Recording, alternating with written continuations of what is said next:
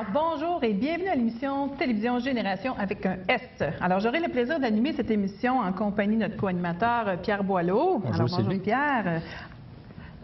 Alors, Pierre aura le plaisir de nous présenter nos panélistes, notre personne ressource et les gens du public. Et bien sûr, c'est lui aussi qui va mettre la table afin que nous puissions discuter du sujet aujourd'hui. Image de notre âge, celle qu'on aime et les autres. Alors, également, on aura à vous présenter un Vox Pop au cours de l'émission qu'on a fait à la Polyvalente Hormidas-Gamelin. Alors, Pierre, maintenant que vous savez tout sur les préjugés face à l'âge, nous pouvons nous entretenir avec nos invités? Oui, d'abord, je voudrais saluer les gens du public qui viennent de différentes associations des secteurs Bocam, Masson, Angers. Et on va commencer tout de suite à vous présenter notre équipe de panélistes. D'abord, je voudrais vous présenter Mme Karine Desaulniers, agente de développement en loisirs, sport et vie communautaire des secteurs Bocam, Masson, Angers de la ville de Gatineau. Madame Desaulniers, pouvez-vous vous présenter, s'il vous plaît, en quelques mots? Oui.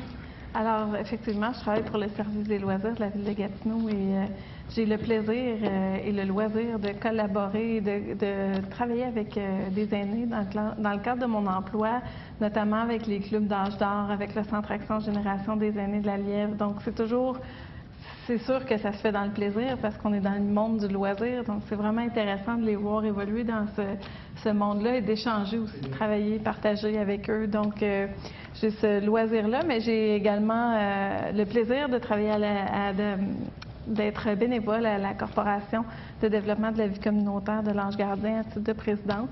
Et puis, je suis impliquée aussi dans cette organisation. Merci beaucoup. Comme deuxième membre de notre panel, quelqu'un qui a accepté de relever le défi à la dernière minute, Émilie Charon-Pilote. Émilie, s'il te plaît, si tu voudrais te présenter. Oui, bien sûr. Je m'appelle Émilie. J'ai 26 ans. Moi, je viens de terminer un baccalauréat en arts et sciences de l'animation à l'Université Laval. Présentement, je suis sur le marché du travail, non pas dans mon domaine, mais dans quelque chose qui me passionne vraiment beaucoup, le communautaire. Je travaille à la CDC Rond-Point. Merci beaucoup, Émilie. Et comme troisième membre du panel, Mme Georgette Godet-Jolette, retraitée de l'enseignement. Madame Godet-Jolette, si vous voulez nous parler de vous en quelques mots, s'il vous plaît. Oui. Moi, comme j'aime le faire à mes membres quand je les appelle lors d'une chaîne téléphonique, eh bien, je suis Georgette Godet-Jolette de l'AREC qui a pris sa retraite en 1997.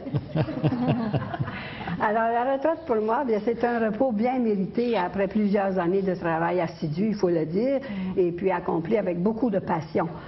Et puis, étant donné notre départ de notre beau Témiscamingue natal, eh bien, ma retraite a été aussi une recherche d'un nouveau réseau social. Et puis, donc, avec ce réseau social-là que je devais me refaire, bien, j'ai eu une remise en question de mon implication, de ma participation auprès de ma nouvelle communauté. La réponse, bien, je l'ai trouvée dans le bénévolat. Et puis, la porte d'entrée de ce bénévolat, ça a été, comme j'aime bien le dire, dans ma famille d'adoption outaouaise, l'AREC du Lièvre, où je fus responsable sectorielle de la condition des femmes et vice-présidente au comité directeur de l'AREC. Et l'AREC est l'association? L'association des retraités de l'éducation et des autres services publics du Québec. Alors, comme je suis issue d'un système de l'éducation et que pour moi, bien, la communauté de base, je l'ai toujours eu à cœur et elle me tient encore à cœur, eh bien, j'ai eu un bénévolat d'entrée comme parent accompagnateur auprès des enfants qui se préparaient au sacrement. Ensuite, avec une amie, nous avons fait la préparation des jeunes parents au baptême de leur enfant. Et puis ensuite, il faut que je mette mes verres, hein? C'est ça qui m'embête, là. J'ai adhéré à une chorale paroissiale pour les célébrations de funérailles, chorale dont je fais encore partie. Et puis, issue d'une famille chantante, eh bien, socialement, je me suis dirigée vers la chanterelle. Et puis, présentement, je suis dans la chorale Les Chœurs à l'unisson sous la direction de Daniel Lafleur et soutenue par la FADOC. Alors, voilà. Merci beaucoup, Mme Jolette Godet. Et cet après-midi, pour guider dans notre réflexion, nous avons une invitée spéciale, Mme Catherine Geoffroy, présidente de l'Association québécoise de gérontologie, et elle agira comme personne ressource lors de notre émission. Bienvenue, Mme Geoffroy. Bien, merci et merci de m'avoir invitée. Je suis très flattée et je sais que les gens ici sont très préoccupés par les différents enjeux du vieillissement. Alors, je vais essayer d'ajouter mon petit mot. Alors, donc, je suis présidente de l'Association québécoise de gérontologie. Cette association provinciale, francophone, sans but lucratif, qui regroupe des intervenants. On travaille avec les intervenants de la santé, des services sociaux et toutes les personnes qui s'intéressent aux différents enjeux du vieillissement. Et l'association a plusieurs chevaux de bataille, comme par exemple se battre pour la formation des intervenants, pour que les intervenants aient une bonne formation pour donner des bons services. On s'occupe aussi des dossiers comme, par exemple, faire des mémoires dans les commissions parlementaires pour donner notre avis au nom des intervenants. Et aussi, on publie une revue 4 fois par année qui s'appelle Vie et vieillissement. Et l'association québécoise est dans plusieurs régions et dans l'Outaouais, évidemment, on a un regroupement. Alors, merci de m'avoir invité. Merci beaucoup, Mme Geoffroy. Alors, écoutez, les images de notre âge, celles qu'on aime et les autres. Pierre, vous avez fait une recherche. Vous allez nous présenter un peu ce qu'on peut voir, en fait, dans la société, ce qu'on nous présente. Alors, je vous laisse... Donc, la recherche est le fait de Mme Claudette Beaulieu, qui se présente comme notre recherchiste en chef, et qui ne voudrait pas que je la mentionne, mais quand même, c'est souvent les dossiers qu'elle nous remet sont très étoffés. Donc, les images de notre âge, celles qu'on aime et les autres.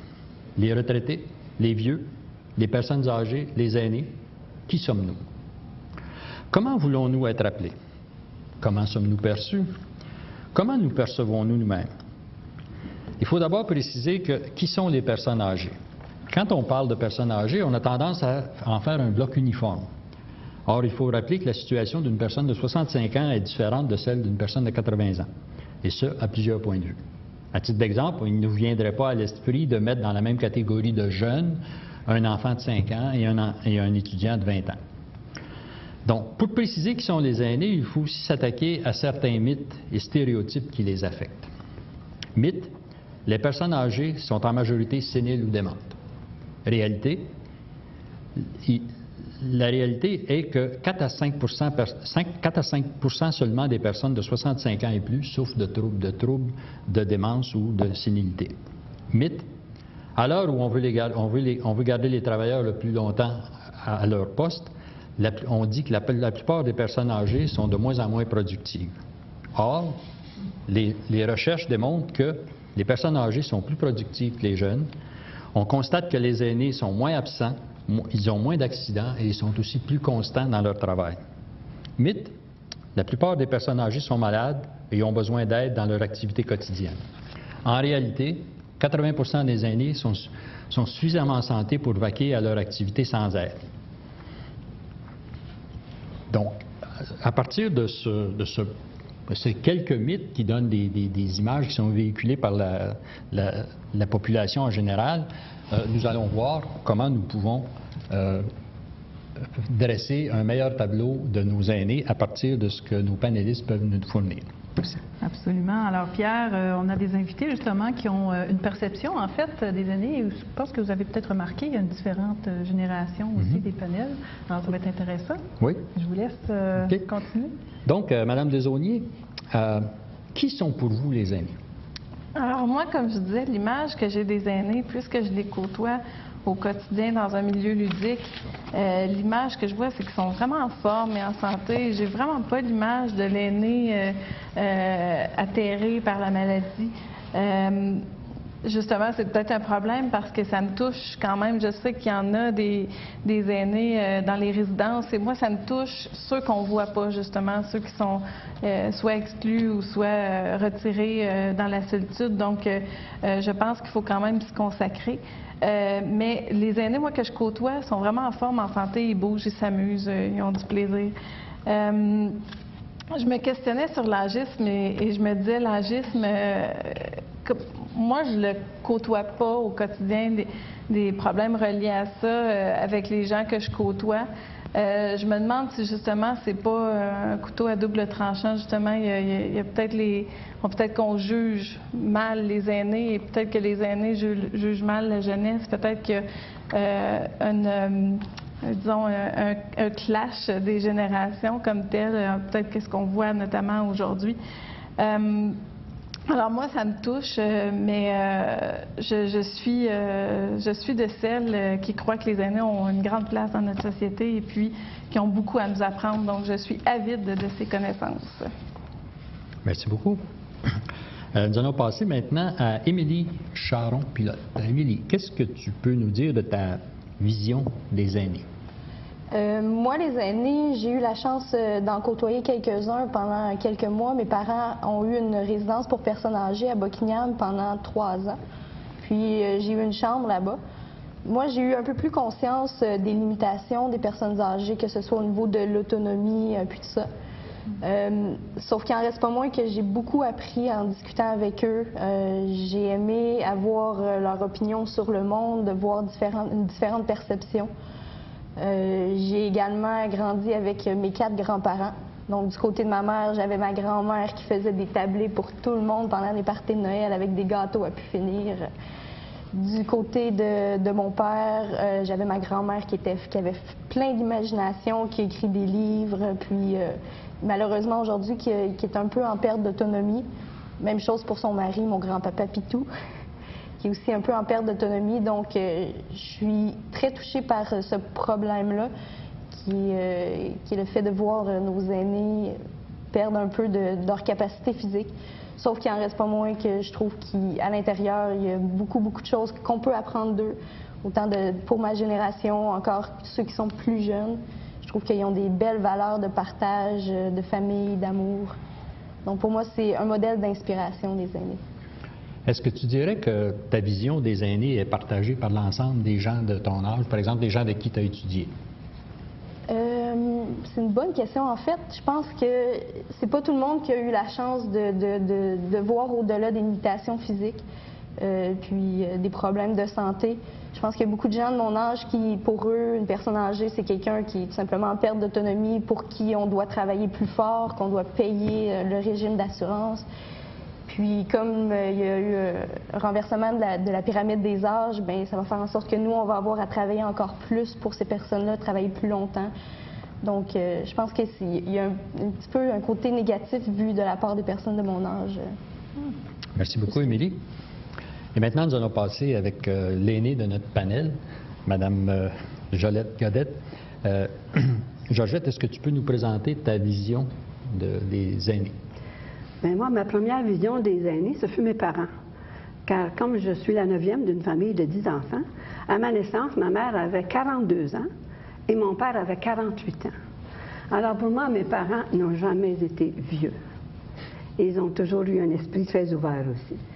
Alors moi, en dehors de ça, maintenant, comme je disais tantôt, mon réseau social maintenant bien établi, là, eh bien, voilà qu'on se demande des fois, est-ce que je suis une aînée, un vieux, une vieille, est-ce que je suis une retraitée? Eh bien, voilà qu'en 2008, lors de mes 65 ans, là, bien, je suis devenue automatiquement une aînée. Pas besoin de se poser de questions. J'ai ma carte ici d'aînée. Hein? Et puis, j'ai reçu aussi ma sécurité des aînés, pour ne pas dire de la vieillesse. Puis j'espère que cette carte ici, puis la sécurité de la vieillesse, c'est vraiment une reconnaissance pour toutes nos années de participation active à la société québécoise et canadienne, là. Hein? Alors, étant donné une aînée, bien, je me définis aujourd'hui vraiment comme une aînée qui va prendre de l'âge. Je suis une sexagénaire. Je deviendrai septuagénaire, octogénaire, nonagénaire, peut-être centenaire, hein? Si ma santé m'accompagne toujours, ainsi que ma joie de vivre, hein, dans la prolongation des soins de vie aujourd'hui qui nous accordent plus de santé, hein, et puis si Dieu le veut, bien sûr. Alors, donc, je ne suis pas une vieille. Je suis une aînée qui prend de l'âge, une aînée dynamique, enthousiaste, qui aime la vie, qui aime la compagnie, puis qui est capable d'action, même en étant consciente, par exemple, hein? Parce que je veux devenir une femme âgée, oui, il faut que je le dise, là. Puis une femme âgée inspirante, là. Mais je suis toujours consciente là, de notre processus de vieillissement physique, physiologique, même psychologique, qui pourrait m'amener à une perte d'autonomie que j'espère le plus loin possible.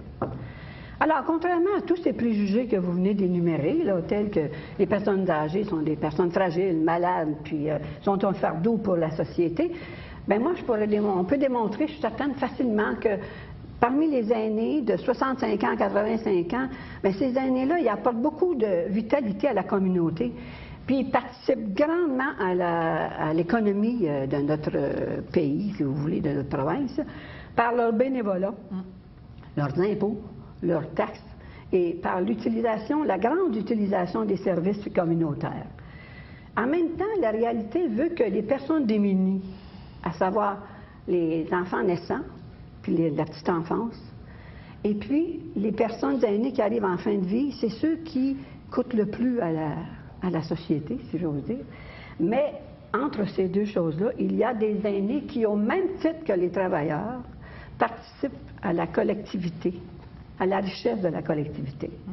Alors, moi, je me dis, je vous laisse sur une citation de Jacques Salomé. « Ne t'occupe pas de tes années et les années ne s'occuperont pas de toi. Ne mets pas d'années à ta vie, mais mets de la vie à tes années. » Finalement, quel est le plus bel âge? Hein, Karine? Ton plus bel âge, c'est toi? Ben oui. Et toi, Émilie? Et moi aussi. Merci beaucoup, Georgette. Alors, écoutez, avec tous ces beaux témoignages, Madame Geoffroy, on aurait le goût de vous entendre. Vous êtes spécialisée, en fait, en gérontologie. Est-ce que ça vous parle, ce que vous entendez comme témoignage? Écoutez, oui. Je pense que la première chose qui ressort beaucoup, là, c'est que notre perception du vieillissement ou notre image de la vieillesse et des personnes d'un certain âge, là, on met tout le monde dans le même paquet, personnes âgées, là, mais quand on parle de personnes âgées, on pense peut-être pas à quelqu'un de 50 ans, et pourtant, il y en a qui sont en milieu de travail considérés comme les âgés. Oui. Et donc, qui, eux, se sentent dire, non, moi, je ne fais pas partie de cette catégorie-là. Et donc, la première chose à faire, c'est de faire attention de qui on parle, de quel groupe on parle quand on parle des personnes âgées, mais vous l'avez dit en introduction aussi. Et ce qui ressortait beaucoup, c'est l'expérience qu'on a ou qu'on a eu avec les personnes âgées, que ce soit avec nos grands-parents, que ce soit avec notre communauté, que ce soit en milieu de travail. Est-ce qu'on a travaillé avec des gens qui sont plus âgés que nous? Que ce soit dans les soins qu'on a, si on a des intervenants qui sont plus âgés, est-ce que ça nous inspire plus confiance que les plus jeunes qui arrivent faire une piqûre? Non, t'en as fait combien de piqûres là, jusqu'à présent? Puis là, on fait de l'agisme par rapport aux plus jeunes. Donc, la perception qu'on a, souvent, c'est lié à l'expérience. La deuxième chose, c'est notre connaissance ou notre peur du vieillissement. Et si on a peur du vieillissement, c'est parce qu'on ne connaît pas bien qu'est-ce qui va nous attendre. Et pourquoi on s'attend, pourquoi on prend pas, on s'accroche pas à la statistique qui dit 80% des personnes de 65 ans et plus c'est la catégorie des gens qui se disent heureux. 80%, c'est pas rien. Donc là, pourquoi est-ce qu'on a 80% qui disent qu'ils sont heureux, puis on en a peur, alors qu'on s'en va vers une période qui va être peut-être plus agréable? Ça sera plus sur les mêmes bases, mais on a peur d'avancer en âge et de tomber dans cette catégorie et de refléter l'image de quelqu'un qui est plus dans le coup ou qui est plus productif. Alors, il y a une question, donc, de perception du vieillissement. Alors, on parlera des solutions, mais je pense qu'il faut accepter que le vieillissement est irréversible, que l'avance en âge est universelle et que si on vieillit pas, c'est parce qu'on meurt. Oui, voilà. Si on continue à vivre puis qu'on aime la vie, il faut accepter le vieillissement. La deuxième chose que j'aimerais mentionner aussi, c'est le paradoxe que il y a 5 générations en milieu de travail. On n'a jamais vu ça, là. On est en train de refaire une société, c'est complètement nouveau. Et tout à l'heure, Karine parlait de clash de génération. Il faut apprendre plus que jamais à travailler avec les autres générations.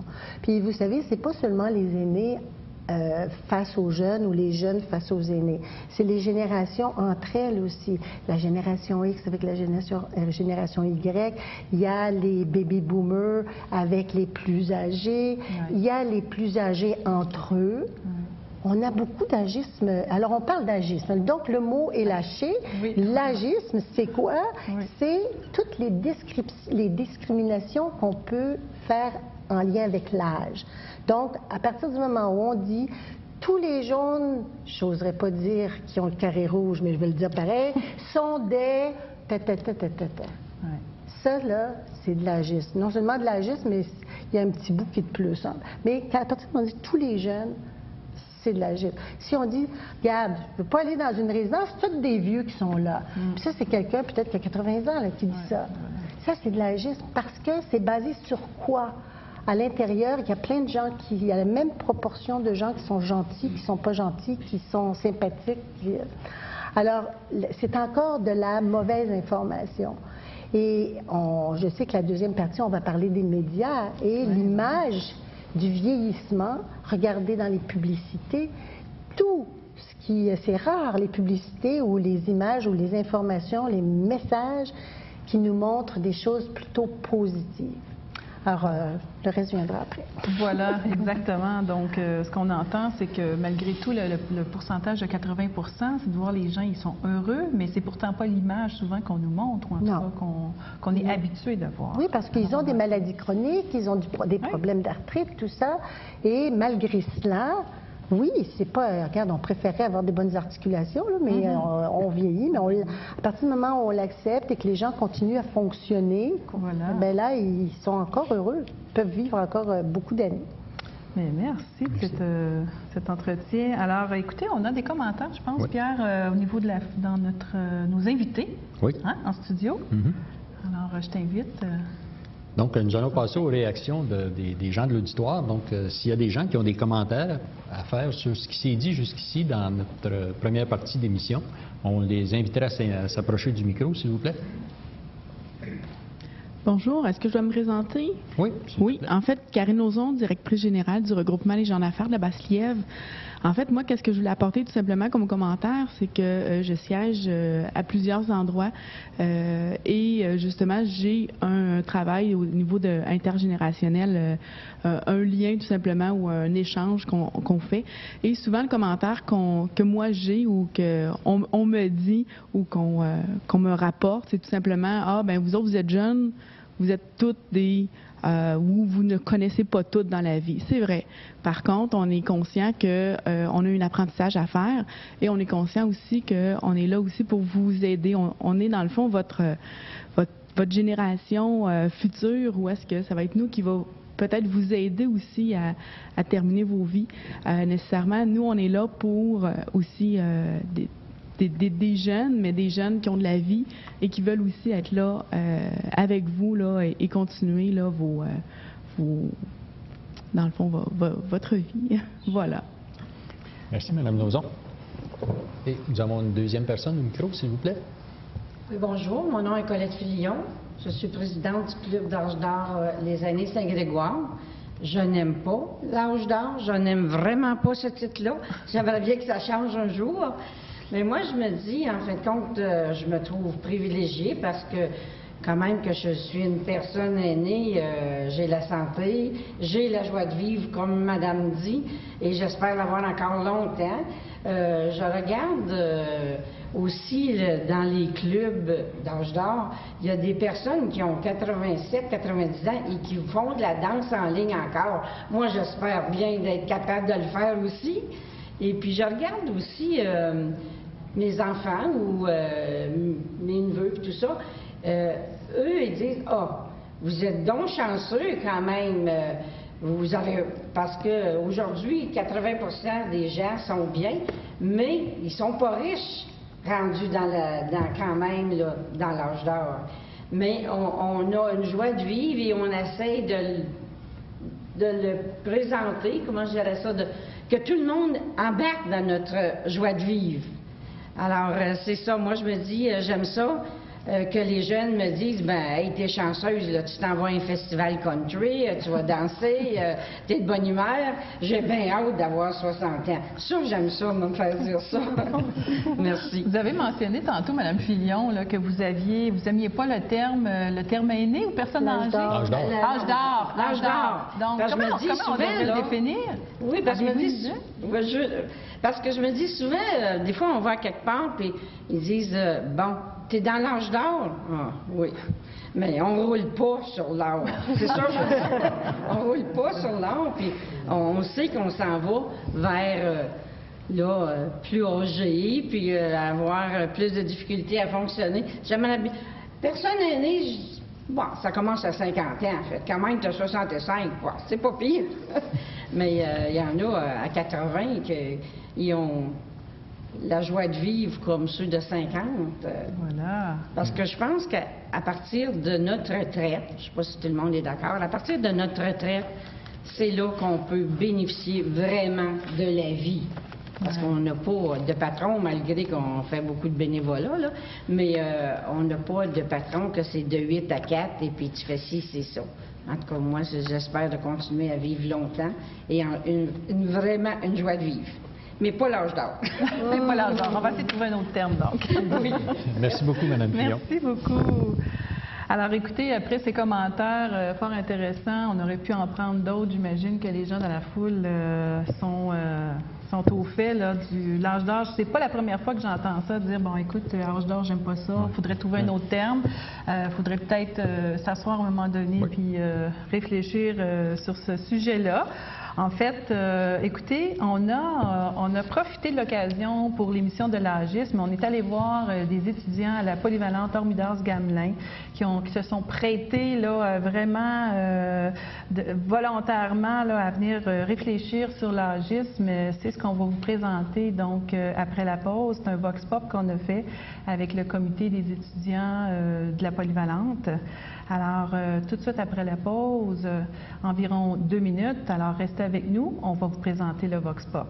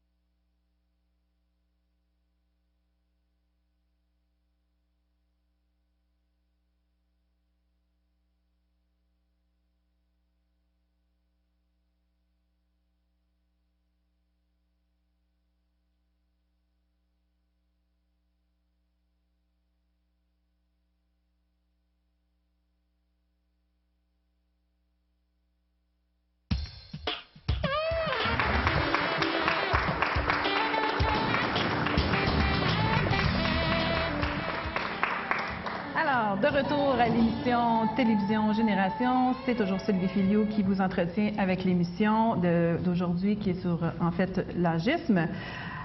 Écoutez, chose due, promis, chose due. En fait, on a fait, comme je vous expliquais juste avant la pause, un vox pop avec les étudiants de la polyvalente et on va vous introduire en même temps le prochain sujet. Donc, c'est l'âge que je vois dans les magazines, les pubs, la télé, qui révèlent souvent trop de nombreux préjugés et stéréotypes. Et on a demandé donc à des étudiants de la polyvalente de nous parler de leur perception, comment eux voient en fait les personnes âgées. On a posé quelques questions.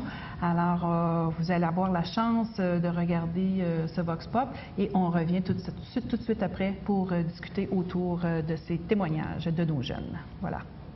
Bien, il y a mes grands-parents qui sont là pour moi, ils m'appuient, puis ils sont là pour me conseiller, puis ils sont présents dans ma vie, dans le fond. Bien, c'est très malheureux qu'ils ont une place assez sous-estimée dans notre société parce que je pense personnellement que ceux qui détiennent le savoir, ainsi qu'ils ont l'expérience un peu de vie, puis ils pourraient beaucoup nous apprendre des choses. Comme moi, mon grand-père, c'est un peu mon modèle parce que chaque jour, il me donne un exemple de détermination, de courage, puis de toujours continuer sans lâcher. Lui, il s'est donné comme objectif à 84 ans de toujours faire ses marches chaque jour.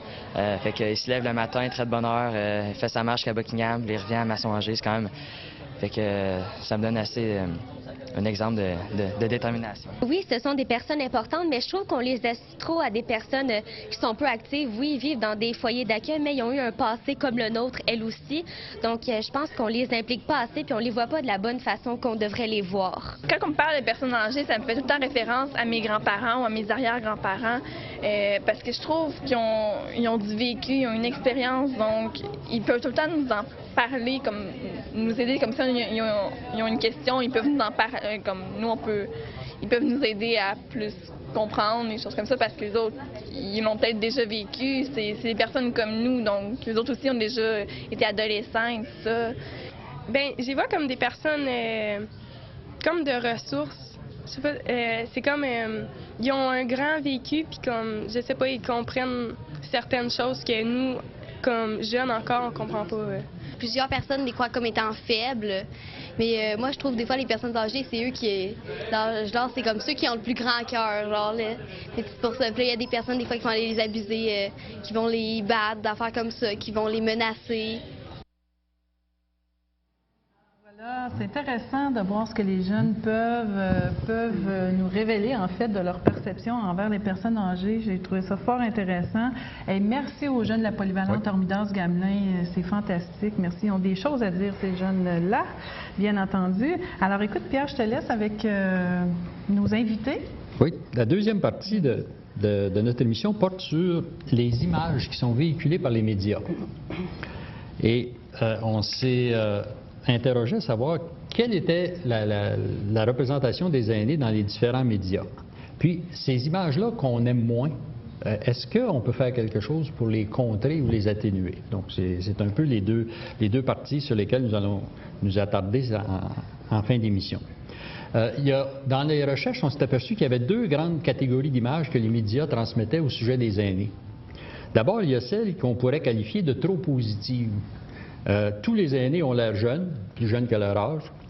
Ils ont des conditions de vie très confortables. Le meilleur exemple de ça, vous pouvez vous rappeler des publicités de Liberté 55, où on voyait les gens à bord d'un voilier, il y avait l'air des gens de 40 ans, et on laissait sembler croire que ça allait durer toute leur vie. Ou on les représente en croisière, et on donne encore l'impression qu'ils passent leur temps en croisière. L'autre série d'images, c'est exactement le contraire, ce sont des images négatives. Les aînés sont présentés comme étant très affectés par l'âge ou la maladie. Quels que soient les portraits, ces deux portraits-là sont loin de la réalité. Puis, on a vu en première partie que tout n'était pas tranché, tout n'était pas noir ou blanc. Il y a beaucoup de degrés de gris entre les deux, sans faire de mauvais jeu de mots. D'abord, aussitôt, lorsqu'on parle de vieillissement de la population, on en parle souvent sous un ton catastrophique. On a parlé tantôt d'inversement de la pyramide des âges. Puis il y a un auteur qui dit, bien, c'est plus une pyramide d'âge, c'est plus un obélisque d'âge, parce qu'il y a des gens dans toutes les catégories. Donc, je pense que peut-être qu'il faudrait changer un petit peu notre façon de voir.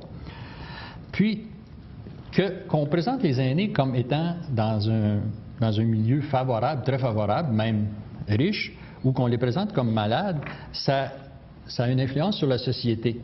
Parce que si on les présente comme étant aisés, les gens disent « Ah ben, les aînés n'ont pas besoin d'aide, je ne sais pas pourquoi on se casse la tête pour leur aider, ils sont en croisière, ils sont en voilier tout le temps. » Puis si on les présente comme malades, bien là, on les accuse de toutes sortes de maux. Ils deviennent les boucs émissaires des problèmes de la société en général. Ils sont malades, donc ils ne peuvent plus continuer à travailler, donc ils contribuent au manque de main-d'œuvre. C'est à cause d'eux qu'on a des problèmes. Nos fonds de pension ne sont plus aussi rentables qu'ils l'étaient. Et évidemment, ils surchargent le système de santé. Donc, qu'on prenne l'image qu'on veuille, ça a toujours une incidence désastreuse d'une certaine façon. Et il y a d'autres images aussi qui laissent voir les aînés comme étant improductifs et qui ne rapportent rien et qui sont incapables d'évoluer ou de s'adapter. Alors qu'on sait qu'il y a des aînés qui sont capables de très bien s'adapter même aux nouvelles technologies.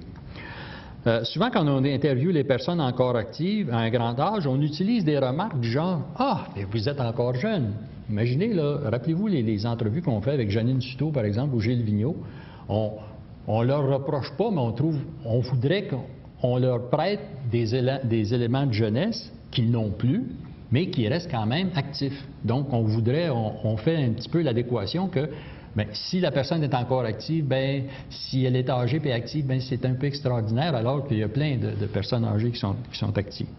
Donc, à partir de ce portrait-là, qui est quand même court, j'ai essayé de toucher les grandes catégories, nous allons aller voir avec notre panel qu'est-ce qu'ils pensent de ces images qui peuvent être véhiculées par les médias au sujet des aînés. Oui, et juste avant aussi, Pierre, qu'on aille au panel, j'ai remarqué dans le Vox Pop, nos jeunes, ils ont des perceptions qui sont vraiment différentes, oui, oui. Malgré leur âge. Donc, ça dépend justement du milieu où est-ce qu'ils ont été en contact avec des personnes âgées ou pas. Donc, tu vois qu'ils peuvent avoir une image très positive et d'autres une image qui est plus rattachée là, à l'incapacité physique, si tu veux. Donc, ils ont cette image-là, puis je pense que l'image qu'ils ont, puis je pense que ça peut être déterminant pour quelqu'un, c'est que c'est des images des aînés qui sont tout près d'eux. Donc, c'est la famille, les grands-parents, les arrière-grands-parents. Qui donnent la connaissance. C'est intéressant de voir. Excuse-moi. De rien, non. Donc, Karine, est-ce que tu pourrais nous parler des images véhiculées par les médias au sujet des aînés? Oui. En fait, les images, je pense, nous entrent dans la tête dès le plus jeune âge. À l'adolescence, on voit de plus en plus des rides qui sont gommées à l'écran. Si on prend l'exemple des films hollywoodiens ou si on voit une actrice avec des rides, on est surpris, on n'aime plus voir ça, tandis que ça fait partie de la vie. Et puis, de plus en plus, on veut gommer ça, on veut avoir de l'air jeune le plus tard possible. Je pense que ça touche pas juste les aînés, mais ça touche aussi ma génération. Et les plus jeunes aussi. Moi, je vois comme les aînés un peu au-dessus de ça. Je me dis, au point où ils en sont avec l'expérience qu'ils ont, j'ai l'impression que ça les affecte plus, mais c'est peut-être juste une impression. Alors oui, ça c'est choquant parce que on a peur de vieillir. Je suis allée dans des coins où on a glorifié la vieillesse, la sagesse, où les aînés ont leur place et ont plus que leur place. Là, ils ont l'écoute des jeunes. Alors je trouve qu'il faudrait peut-être revenir à un modèle comme ça. En ce qui me concerne, j'ai l'occasion de côtoyer des jeunes, puis je trouve ça agréable, moi, d'être la plus vieille. Donc, ça me fait pas peur de vieillir. Je me dis, à la vingtaine, j'avais plus de plaisir qu'à l'adolescence. À la trentaine, j'ai plus de plaisir que dans la vingtaine, et je suis certaine que ça va changer comme ça par tranche d'âge. Donc, j'ai aucune inquiétude. J'espère insuffler de ça aux gens qui m'entourent, parce que je suis certaine qu'on peut s'améliorer avec l'âge. Et je pourrais terminer avec mon propre préjugé ou mon propre désir ou mes attentes envers les aînés. En fait, j'ai beaucoup d'attentes envers eux parce qu'ils ont du temps. Peut-être que c'est pas tout le monde qui a du temps, mais en fait, il y en a beaucoup qui ont du temps. Et j'espère qu'ils vont nous amener, continuer à nous amener, à nous les jeunes, leur richesse, leur savoir. Je m'attends à ce qu'ils soient dans le bénévolat, à ce qu'ils soient présents justement au niveau communautaire parce qu'ils ont le temps de le faire. Donc moi, en loisir, c'est sûr que pour nous, c'est important, la relève, les bénévoles qui soient présents. Et puis, on a beaucoup à apprendre d'eux. Je vais prendre un exemple. Quand j'ai commencé ma carrière, j'ai beaucoup côtoyé Pierre Lalonde, qui est à la Corporation des loisirs de Masson-Angers, et puis il m'a beaucoup appris et continue à le faire avec les jeunes. J'espère que les aînés vont être ce genre de modèle-là pour nous, les jeunes, parce qu'on a tout à apprendre d'eux. Merci beaucoup, Karine. Émilie, qu'est-ce que tu peux nous dire des images véhiculées par les médias au sujet des aînés? Moi, ce que je trouve, c'est que dans les médias, à la télé notamment, ou au cinéma, il y a beaucoup de stéréotypes qui sont mis de l'avant. Dans le cadre de mes cours à l'université, j'ai eu à faire du design de personnages, donc à créer des personnages en entier. Puis ce qu'on nous a appris justement, c'est que pour que le personnage soit intéressant, bien, il doit avoir des caractéristiques bien définies, qu'on puisse facilement l'identifier. Donc si on avait à dessiner un aîné, bien, on prenait les grands rides qui tombent, là, les gros cernes, les grandes oreilles, les cheveux blancs, puis envoyez donc. Fait que, des fois aussi, ça peut être des images plus négatives, donc des vieux qui sont courbés avec la petite canne. On en retrouve par exemple dans Les Simpsons, le grand-père Simpson, qui est un peu sénile, qui est négligé même par sa famille. On peut aussi penser dans Les Bougons, le grand-père Bougon, qui était mis de côté aussi pas mal. Mais il y a aussi quelque chose d'un peu plus positif. On associe beaucoup, je crois, la vieillesse avec la sagesse. Donc, on peut penser notamment à Yoda, qui était plus âgé, mais qui était donc respecté parce qu'il était sage. Le père Foura aussi, dans Fort Boyard, qui était un vieux respectable par son intelligence, puis tout ça. Donc, je pense qu'il peut y avoir autant des stéréotypes négatifs qui peuvent être mis de l'avant comme des positifs. Mais j'ai l'impression que ce qui est plus commun, c'est de prendre le stéréotype du plus vieux qui est devenu sénile, parce que c'est bien plus drôle comme ça. Merci beaucoup. Maintenant, Georgette, est-ce que tu peux nous parler de ce que tu vois, toi, dans les médias au sujet des aînés? Bien, avant d'avoir ces images-là, je dois avouer que le Vox Pop, là, était vraiment émouvant. Puis que j'espère qu'on va en voir d'autres choses comme ça. Comme disait Karine, elle se demandait si la publicité pouvait nous déranger. Bien sûr qu'elle nous dérange. Il y en a de la publicité négative aussi face aux aînés. Il y a de la publicité qui se veut éducative, là, mais elle dérange quand même, là. Moi, une publicité que je retiens, c'est une femme et un homme qui s'en viennent sur le trottoir. Je ne sais pas si c'est conjoint ou une fille avec son père âgé. En tout cas, ils discutent ensemble. Tout à coup, elle s'avance, elle le devance, elle le laisse en arrière-plan, la main en l'air, puis elle gesticule, puis elle parle. Bien là, cette publicité-là, moi, ça me dérange parce que c'est vraiment de l'indifférence puis du rejet. Alors, ce que ça laisse, c'est de l'indifférence et du rejet. L'autre publicité, c'est un jeune homme qui s'en vient sur la rue vers une personne âgée qui peut être sa mère. Il s'en vient quémander des sous. Elle répond à sa demande, mais lui, en plus, là, il prend son portefeuille, il lui soutient un paquet de billets, puis il s'enfuit. Alors ça, là, c'est déconcertant par le fait. C'est vraiment de l'abus, ça. Puis ces publicités-là, c'est comme un couteau à deux tranchants. C'est ça, je le disais tantôt, là, elles sensibilisent, elles conscientisent. Mais en même temps, elle a un effet d'entraînement, moi je trouve, par son négativisme à de la violence même. Puis ça l'amène son lot de préjugés qui a comme conséquence, excusez-moi, chez les aînés, de l'inquiétude, de la peur, voire même de l'angoisse. Et puis, comme le mentionnait Pierre un petit peu plus tôt dans sa présentation, dans son explication, paradoxalement, à ces figures négatives, on montre des personnes âgées là, dans des corps très, très jeunes, des corps de DS ou des donistes, là, des corps de 80 qui paraissent 60, des corps de 60 qui paraissent 40, des corps de 40 qui paraissent 20, puis des corps d'adolescentes dans des corps de femmes. Alors, comme disait Dominique Poirier dans sa ligne ouverte sur les aînés, on en fait des faux vieux puis des faux vieilles. Moi, j'aime mieux dire faux aînés. Peut-être un petit accrochage là, moi, là, mais en tout cas, c'est ça. Et puis, il y avait Maxime Roy aussi qui a passé à Sonia Benezra Reçoit et qui, dans son émission dont elle joue, l'émission O, elle dit qu'elle ne se reconnaissait pas là-dedans. Ça arrive souvent dans les téléséries que les comédiens doivent jouer des rôles qui ne reflètent pas du tout la réalité. Alors, ma question, c'est quand les médias vont se décider à montrer des images de nos aînés qui sont riches de connaissances, de leur vécu, puis qui sont conscients aussi de leur précarité quand ils y arrivent, puis qui cherchent une réponse à leurs besoins actuels pour un mieux-être et une plus grande dignité à leur fin de vie. Alors moi, c'est ce que je voudrais qu'on regarde à l'avenir. Et j'aimerais aussi vous faire mentionner des images que j'aime présentement à la télévision. On voit, par exemple, une publicité pour des résidences. On nous montre des personnes aînées qui correspondent vraiment à la réalité, avec les cheveux blancs, bien vêtus quand même. Mais ce que j'aime, c'est qu'on les nomme puis on leur accorde un intérêt.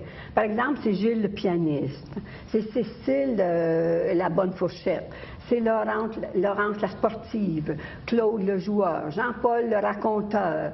Ah, moi, j'adore ça, cette publicité-là. Ça, c'est une publicité qui est réaliste. Et une autre, c'est 3 femmes qui s'en vont au restaurant. Alors, ils demandent le menu. Les 2 premières choisissent leur menu. La 3e, elle regarde le menu comme ça, puis finalement, elle dit, « Bien, je vais prendre comme elle. » Puis la publicité dit, « Ce n'est pas la peau qui trahit votre âge. » Eh bien non, je l'ai bien compris moi-même, hein. Opérer des cataractes avec une lunette d'approchement, je me suis dit, en me regardant dans le miroir grossissant, mon Dieu, que j'ai l'idée, qu'est-ce que j'ai de l'air? Est-ce que je me maquillais comme il faut? Toujours bien. Hein? Toujours. Alors, et puis, il y avait une autre émission aussi que je trouve belle, c'est l'émission de Régent Léveillé avec son coup de chapeau. Ça peut être autant des aînés comme des plus jeunes qui présentent. Et puis, il y a finalement l'émission L'Étoile des stars dans les Dans les résidences, ils font vivre un rêve aux personnes aînées, le rêve de chanter ou de jouer un instrument ou de danser. Alors, puis, parmi ces stars-là, il y a une étoile. Alors, moi, je trouve ça merveilleux. Puis j'espère qu'on va en voir à l'avenir avec des beaux vox pop comme ça. Merci, Georgette. Bien, merci. Écoutez, Madame Geoffroy, j'ai le goût de vous entendre par rapport, justement, on a entendu le Vox Pop, les perceptions des jeunes, nos panélistes par rapport à, et même nos gens du public ici en studio. J'aimerais vous entendre, justement, de quelle est l'image? Est-ce que c'est l'image qu'on a des aînés? Est-ce qu'on devrait la changer? Comment la changer? En fait, on veut connaître des réponses à toutes ces questions. Alors, pour commencer, tout ce qui a été dit est tout à fait très exact et je pense que ça ne pouvait pas mieux sortir de différentes générations ou de l'expérience. Et donc, il n'y a pas de mauvaise et de bonne réponse, là. Je vais commencer par le Vox Pop et je vais vous dire, regardez, il parle de ressources, sagesse, modèles, support. On les présente mal. Ils ont du vécu. Il y en a qui ont plus de cœur, les plus grands cœurs. Je veux dire, c'est beau, là. Je veux dire, il y a beaucoup de positifs. Je ne connais pas la question qu'on leur a posée, mais quand même, ils ont sorti quelque chose, principalement, c'est ça qui est sorti. Et il y a eu une mention qui déplorait la maltraitance, bon, la faiblesse, la maladie, donc sous-entendant la maladie. Donc, chez les jeunes qui sont quand même au fin secondaire ou dans le secondaire, c'est loin d'être désespéré. Je pense que le problème, c'est dans la mauvaise information qui est véhiculée et dans le fait que, d'un côté, les personnes qui sont dans les catégories qui sont visées, comme par exemple les gens qui, et ça on l'a dénoncé très souvent à la QG, le fait que, bon, quand une personne se fait appeler, bon, ben là, ma petite madame, là, ça c'est inadmissible et il ne faut pas que la personne l'accepte. Il ne faut pas que la personne accepte qu'on lui crie à travers la tête parce qu'on présume qu'elle est sourde. Faut pas que l'enfant, un enfant qui vient avec sa mère âgée ou son père âgé, accepte que le médecin lui parle à lui et pas directement à elle. Mais pourquoi est-ce qu'on a cette réaction-là? Qu'est-ce qui nous nourrit? C'est ce qu'on appelle de l'agisme. C'est qu'on présume qu'à cause du nombre de rides qu'on peut voir sur un visage, la personne n'est plus apte à prendre sa vie en main.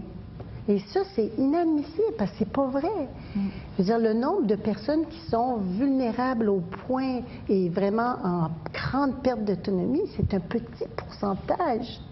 La majorité des gens vont mourir avec toute leur tête. Donc, c'est toute la mauvaise information. Alors, à l'association, on a eu une subvention du ministère de la Famille et des Aînés pour faire une campagne de sensibilisation à l'agisme, de lutte contre l'agisme.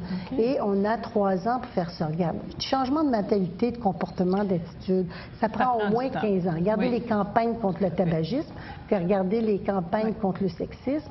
Ça prend du temps.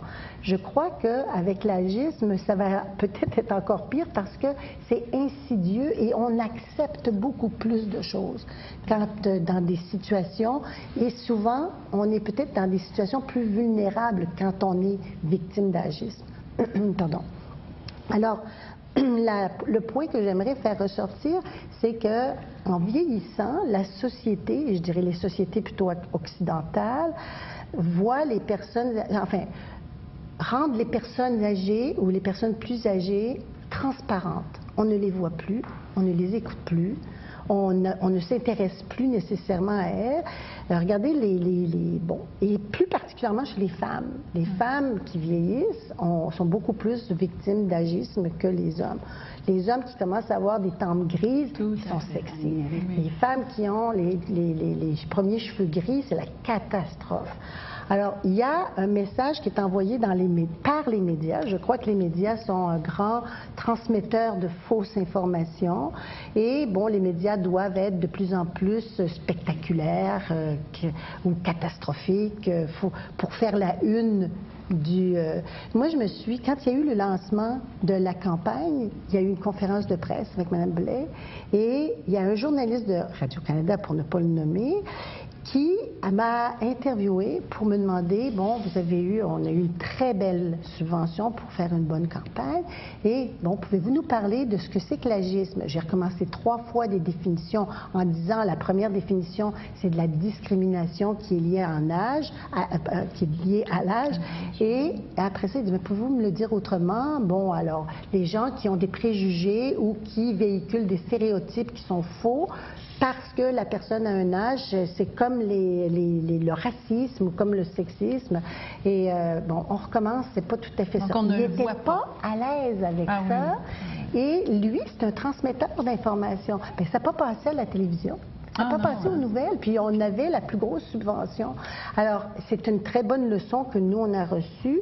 Le mot agisme est très mal accepté. Le mot âge d'or, le mot vieillissement, le mot... Il n'y en a pas de mot pour dire que le vieillissement, ça va être accepté par la population, la société occidentale. Il n'y en a pas de mot. Il faut accepter qu'une personne vieille, c'est une personne vieille, une personne jeune, c'est une personne jeune. Le qualificatif ne doit pas sous-entendre toute une image négative. Et c'est ça qui arrive. Quand on dit un jeune, on a des préjugés favorables. Quand on dit un vieux, on a des préjugés défavorables. Fait qu'on part de loin. Alors, on a à travailler, justement. Fait que les médias, ils ont à travailler vraiment avec nous pour nous aider à faire passer. Regardez, on entend parler du CHSLD qui a maltraité, qui a un intervenant qui a maltraité. Tous les autres intervenants qui se donnent la peine et qui vraiment se dévouent pour que les personnes vieillissantes dans des centres d'hébergement soient bien. Tous ces intervenants en subissent les conséquences de ça. Voilà. Alors donc, les médias, il faut qu'ils travaillent. Et vous savez que vous avez une ressource ici dans l'Outaouais, Martine Lagacé. Dr Lagacé, elle a fait des magnifiques recherches là-dessus, médias et vieillissement et agisme, qu'il faudra définitivement utiliser pour qu'elle vous en parle plus longuement. Elle est membre de la QG, évidemment, et elle travaille avec nous. Bien, merci beaucoup, Mme Geoffroy. Merci. Alors, écoutez, on a des commentaires, Pierre, les gens du public, j'imagine qu'ils ont des choses à nous dire par rapport à l'image. Oui, donc nous avons un premier intervenant. Je vais vous nommer et faire votre commentaire, s'il vous plaît. Bonjour, mon nom est Jacques René. Je suis membre de l'AQRP, l'Association québécoise des retraités des secteurs publics et parapublics. Je suis membre de la Chanterelle et aussi du Chœur Unisson et bénévole à mes heures. Moi, avec tout ce que j'ai écouté, j'ai entendu cet après-midi, il y a une chose qui me fatigue, là, je dirais au plus haut point. C'est peut-être le manque, des fois, le manque de respect de certaines personnes, surtout chez les jeunes, oui. Là, un exemple, je m'en vais à l'épicerie, je peux-tu t'aider? Excuse, je vais te porter respect, mais j'aimerais que, même si on doit être proche des gens, il faut quand même porter un certain respect. Je vois madame, à première approche, je vais vous voyez. C'est dans ma culture, mon éducation. Alors, c'est mon premier point. Mon deuxième point, c'est, j'aimerais ça que les gens reconnaissent que c'est vrai que nous sommes à la retraite, nous avons le RRQ, nous avons les fonds de pension, nous avons la sécurité de Madame disait la vieillesse, oui, c'est pour les aînés. Mais quand quelqu'un me disait ça, oui, mais une minute, je l'ai mérité, moi. J'ai travaillé pendant 35 ans, là. Je l'ai mérité. Donc, c'est ça peut-être que... Et ça fait partie aussi du respect pour dire que ce n'est pas un privilège qu'on m'accorde, mais bien un droit à ce moment-là. Bien, merci beaucoup pour votre témoignage. Merci énormément. Bonjour, un autre témoignage. Oui, excusez-moi. Bonjour, je suis Margot La Jeunesse. J'ai 72 ans. Mes petits-enfants trouvent que je suis encore bien jeune. Je suis chanceuse. Mais moi aussi, je fais beaucoup de bénévolat. Je suis impliquée dans plusieurs comités. Et je pense que c'est ce qui me tient très jeune. Moi, j'ai vécu, on parle d'image, j'ai vécu quelque chose il y a à peu près 1 mois et demi. à une démonstration où j'étais là, où il y avait la grève des étudiants, et il y avait beaucoup plus de gens, une trentaine d'années, et qui m'ont dit, j'étais avec des amis, on paye pour vous, c'est nous autres qui payons pour vous. Moi, là, j'étais tellement insultée, là, parce que, comme M. René vient de dire, je pense que j'ai mérité ce que j'ai. Et paradoxalement, le samedi suivant, j'ai 12 petits-enfants et une de mes petites filles qui a 11 ans m'a demandé quelque temps avant si elle pouvait organiser un gros party avec tous ses cousins et cousines. Même le grand de 19 ans a dit non, moi je vais être là, puis le plus petit a 5 ans. Et cette journée-là, j'ai vécu une journée extraordinaire parce que pour mes petits-enfants, je ne suis pas vieille. Et en même temps, ils voulaient que je parle de mon vécu et de leur grand-père qui est décédé il y a déjà 24 ans. Donc, je me dis, une chance qu'on a ça. Et quand j'entends le vox pop des étudiants, ça me réconforte. Ouais. Mais je me dis, où on peut travailler pour que les jeunes de 30 ans ou 20 ans ne pensent pas que c'est eux qui nous font vivre. C'est ça là, que je ne comprends plus. Et c'est pas la première fois qu'on entend ça. Donc, merci de m'avoir écouté. Merci beaucoup, Mme Jeunesse. Donc, Madame, qu'est-ce qu'on a entendu là, en conclusion, écoutez, je pense qu'il faut, en tout cas, il faut changer l'image. On a des perceptions qui sont différentes. Alors, je pense qu'il faut travailler, Mme Geoffroy, vous l'avez mentionné, il faut travailler l'image et je pense que les médias sont beaucoup... Oui.